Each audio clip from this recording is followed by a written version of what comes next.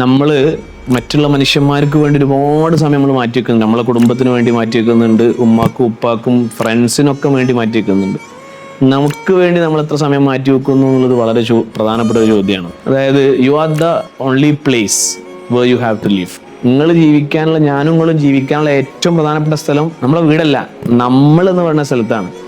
നമ്മളെ തോട്ട്സ്, നമ്മളെ ഇമോഷൻസ് ഇതിനൊക്കെ കൺട്രോൾ ചെയ്യാനും, നമ്മുടെ ഹാപ്പിനെസ്സിന് വേണ്ടി കുറച്ച് സമയം, നമ്മുടെ ഗ്രോത്തിന് വേണ്ടി കുറച്ച് സമയം, നമ്മുടെ സന്തോഷത്തിന് വേണ്ടി കുറച്ച് സമയം, മീ ടൈം എന്ന് പറഞ്ഞൊരു സാധനമുണ്ട് അല്ലേ? അത് ഹസ്ബൻഡ് ആൻഡ് വൈഫ് റിലേഷൻഷിപ്പിലൊക്കെ ഓരോരുത്തരും ശ്രദ്ധിക്കേണ്ട കാര്യമാണ്.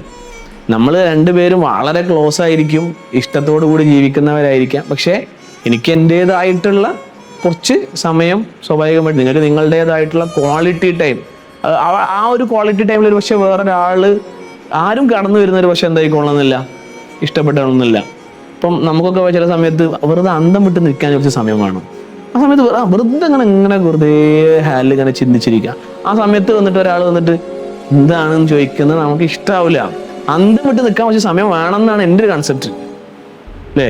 അതിനർത്ഥം അയാൾ ഭ്രാന്തനാണെന്നൊന്നും ചിന്തിക്കണ്ട. അങ്ങനെ ചിന്തിക്കാൻ, വെറുതെ ഇരിക്കാനും റിലാക്സ് ചെയ്യാനും കുറച്ച് സമയം വേണം. കുറച്ച് മീ ടൈം, കുറച്ച് ഹാപ്പിനെസ്സിന് വേണ്ടി സമയം കണ്ടെത്തണം.